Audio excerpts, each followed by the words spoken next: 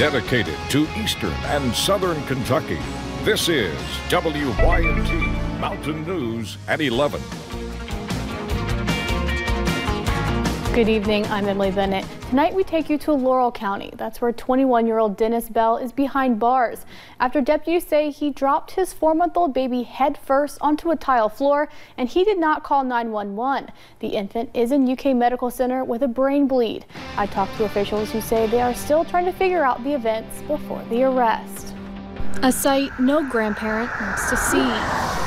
Found the 4-month-old grandchild unresponsive. A Laurel County grandmother went next door to see her grandchild, but found the baby with a head injury and the father had not called 911. Found to have 3 injuries to the head. She immediately called for help.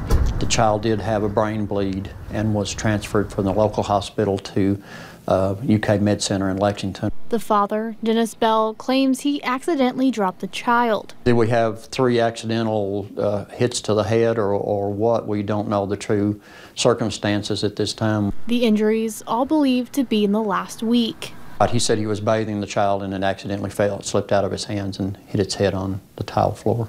While they do not know the truth about how the baby was hurt, we do know that he didn't seek medical attention for the child, leading to the charge of wanton endangerment. Quite a serious charge, as it should be. Saying when parents fail to care for their child, officials have to step in. It's up to us as adults, responsible adults, to make sure that those children are safe.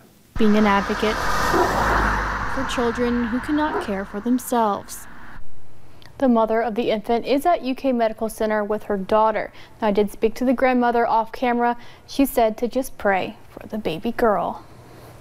Now, almost 3 days by the tracks on Blackburn Bottom, 5 Pike County miners have packed up and closed the blockade. The men say the company fulfilled its end of the promise by paying them the money they were owed. And the miners say they are sorry it got to this point, but they do not regret taking a stand. We're all out here going to this mines to make a living. And without a paycheck, there are no living. So we're just kind of glad it's over with and done. Both sides got what they want, and we're going home. The men who were not already fired say they were told their jobs will still be waiting for them when operations at the mine resume. And tonight we have a more clear picture of what exactly happened at ARH in Barberville and a relieving update to many in the area. ARH officials say tests came back and showed the patient, a student at Union College in Knox County, will be okay. Officials say rumors spread quickly that the student may have contracted a rare infectious disease. They say that is false. They also add that the quarantine was not as serious as many people made it out to be.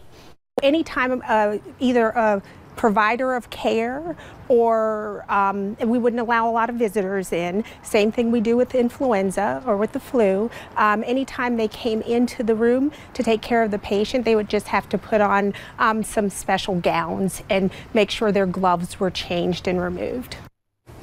Officials could not go into the details of what the student has, but said no one is in danger and that it's more a common illness like a cold or the flu.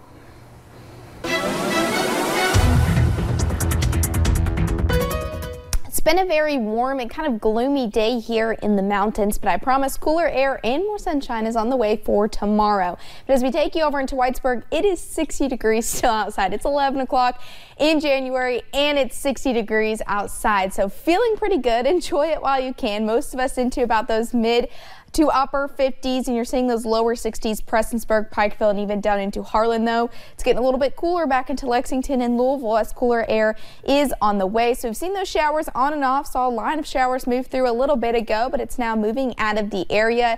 It's also associated with this cold front. So this cold front will continue to push through tonight and bring cooler air and clear skies as we head into tomorrow. So it'll be more near average for your Thursday and for your Friday before we get another warm up for your Saturday, and after that, very cold air arrives for your Sunday and your Monday. We'll talk a little bit more about that rainy system moving in on Saturday coming up in just a little bit.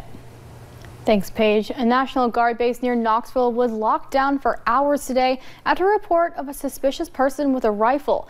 It happened at the McGee-Tyson Air National Guard base near the Knoxville airport. No one has been reported injured, and the airport itself was not impacted. A federal law enforcement source told CNN there was no active shooter. The source says the incident was caused by confusion during a drill at the base. A cafeteria worker is facing third-degree rape charges after state police say she had sex with a teenage student. Selena White worked in the kitchen at Nicholas County Middle and High School. Investigators say White had sex with a student on school grounds during school hours more than once. The Nicholas County superintendent says she has been fired from the school system. The West Virginia House of Delegates passed a bill that would penalize physicians who do not provide medical care to a baby born after an abortion attempt. The measure passed despite questions about what use it would serve, since existing laws protect newborns and that state bans abortions after 20 weeks. Some Republicans in the GOP-held chamber conceded that the bill is more about sending a political message than solving an ongoing problem. The measure would subject medical professionals to discipline from their licensing board. It now moves to the Senate.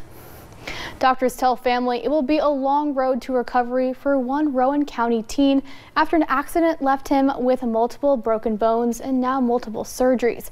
Aaron Smith was on the way to work last Thursday when he crashed into the back of an illegally parked semi-truck. Nick Oliver spoke to his mother, who says they could use all the help they can get. This has been the most horrific thing that my son has ever endured. Though the pictures make you wonder how anybody survived this crash, Felicia Moore, the mother of the 18-year-old that was behind the wheel, says they are finding a million ways to be thankful. He's really hard to console right now because of how much pain he's in. Last Thursday, her son Aaron Smith crashed into the back of a parked semi-truck while entering I-64 on his way to work. He was stuck in the vehicle for nearly 20 minutes, later extracted and flown to a hospital in West Virginia, where he has undergone multiple surgeries on his broken hip, pelvis, knees, and a leg. Me being a mom, I feel helpless because I'm just here, and all I can do is stay by his side and help him any way I can. The family still has questions of why the semi-truck was parked on the shoulder of the on-ramp. Kentucky state law does say it is illegal. And while one sign has been planted here for some time, family says more have been placed since this crash. There was one sign there that said no parking on curb. It was behind my son's truck. So the truck driver had to have seen that sign. His mother now asking for help covering the costs. She says the medical bills have already started coming in. Aaron's family says as donations continue to pour in, they feel more and more thankful about the community that they have here in Rowan County. It's hard for me to have time to reach out to everybody to say thank you because I've not left my son's side. I can't leave him right now. In Rowan County, Nick Oliver, WYMT Mountain News.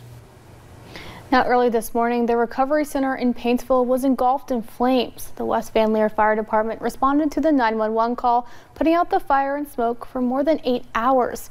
Chief Ronnie Robinson was the first to find the recovery center in flames, still smoking hours later. While plans are being made to accommodate patients, medication is not the only thing some will be without. Started seeing them once a week. There's a whole lot of people who struggle with that, and some are ashamed, but I'm not one of those, so it's going to be missed by the community. The cause of the fire is under investigation by KSP. The owners of the clinic hope to reopen within the next few months. If you are a patient and have any questions regarding your care, you can call the Jackson Clinic at 606-666-8404. The Louisville Metro government is filing a lawsuit against e-cigarette maker Juul. That local government blames the company for contributing to nicotine addiction. The suit also says the company did not disclose levels of nicotine and other substances in its products. Davis County Public Schools, along with Owensboro Public Schools, have also added their names to a class action suit against the company. Jefferson, Fayette, Jessamine, and Madison counties are among the other ones in that suit. Kentucky lawmakers hope a second try will be the charm for a sports betting bill. It passed the House committee unanimously today. The bill would authorize and regulate wagering, including betting on college sports in Kentucky. The Kentucky Racing Commission would oversee wagering, and bets could be made at the tracks, the Kentucky Speedway, and through online avenues. But some groups, like the Family Foundation, believe the bill is expanded gambling and will require voters to amend the Constitution. And a lot of it has had to do with the constitutional questions. There are more constitutional questions about this bill than most bills I've seen up here in a few years. The bill sponsor says some of the money from betting would go towards the unfunded pension liability. To pass, the bill needs 51 votes in the House and 20 to clear in the Senate. Jury selection in the trial of Kenneth Grubb was expected to begin today. Grubb is accused of killing Robert Burns back in 2017. Kentucky state troopers found Burns' body in a wooded area off Soul Hollow Road in the Oneida community. Kimberly Schausch, Burns' sister, says it has been a long process for her family, and now it's only getting longer. It's hard, and I know I have to go on.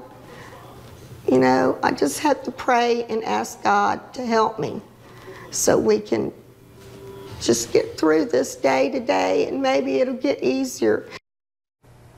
The trial was postponed to May 12th. Today, Governor Beshear declared January a hunger-free month in the Commonwealth. 22 charitable organizations all visited the rotunda to find ways to keep food in homes across the Commonwealth. With programs like Kroger's Mobile Market, they can get into 30 neighborhoods a week. Food is easily accessible to those who may otherwise not have access. It possibly is one of the most successful programs the state has seen, Farm to Food Bank.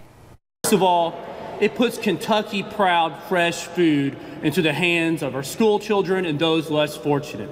Secondly, it gives our farmers an opportunity to market and create a market as well. And thirdly, we might develop a consumer one day that wants to go to the grocery store and help support our local farmers. Many of the speakers say with programs like these expanding, hunger in the Commonwealth could decrease significantly. Coming up at 11, what are the top jobs in the U.S.? We'll take a look at the fields dominating in 2020. And cooler air and sunshine returns as we head into your Thursday. I'll have those details coming up.